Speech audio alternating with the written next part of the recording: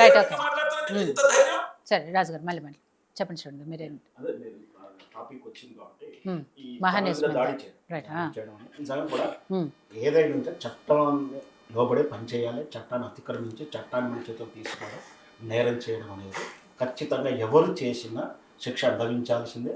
ముఖ్యంగా మీడియా మీద కూడా దాడి చేయడం అనేది కూడా అది మంచి పద్ధతి కాదు. అయితే ఇక్కడ దాడులు జరుగుతూ ఉన్నాయి.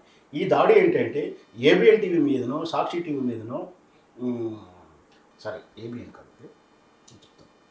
ఏబిఎన్, ఈటీవీ, మహాన్యూస్ మీద దాడి జరుగుతూ మాత్రం రౌడీలు, గుండాలు.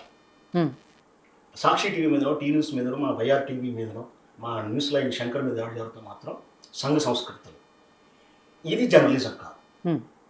పైగా రాసే కథలు నేను రోజు చూస్తూ ఉంటాను. మహాన్యూ వంశీ ఆటోమేటిక్గా నాకు కొన్ని వస్తాను, సజెషన్ వస్తాను. చాలా ఎటకారంగా వండి వార్చే కథనాలు. ఎందుకంటే అది సిక్కులో ఉన్నటువంటి యూనిట్, అది sponsor, party sponsor channel. Views కోసమే, థంబ్నైల్ కోసమే చండాలమైనటువంటి కథనాలు రాస్తా ఉన్నాడు. నేను ఎప్పుడూ అనుకున్నా ఈయనకి ఎప్పుడూ అవుతుంది అనుకున్నా, దగ్గరకు వచ్చిందో అనుకున్నా. ప్రతిరోజు ఆధారాలే రాయండి, మీకు చేతనైతే రాయండి, ఆధారంతో రాయండి. ఆడ పెడతాడు, ఆడియో ఉందంటే అలా ఆడియో లేదు, ఇట్లా రాస్తా ఉన్నాడు. ఇది జర్నలిజం కాదు. దానికి జర్నలిజం కాని పనులు చేసి జర్నలిస్ట్ మీద దాడి చేస్తారా అని అడగడం మాత్రం సిగ్గుమాలే చెప్పాలి. రైట్. సతీష్ గారు, సరే మన జూబ్లీ హిల్స్ ఉప ఎన్నికకు వస్తే, సరే హైడ్రా విషయంకి వచ్చే పక్కన పెడితే, ఇందాక రాజనాయక్ గారు అన్నట్టు ఈ నియోజకవర్గ పరిధిలో ఏవైతే బోరబండ, షేక్పేట ఇలాంటి ఏరియాలు ఉన్నాయో వాటికి సంబంధించి ఒక రేషన్ కార్డు కానీ లేకపోతే వాళ్ళకి ఇస్తామన్న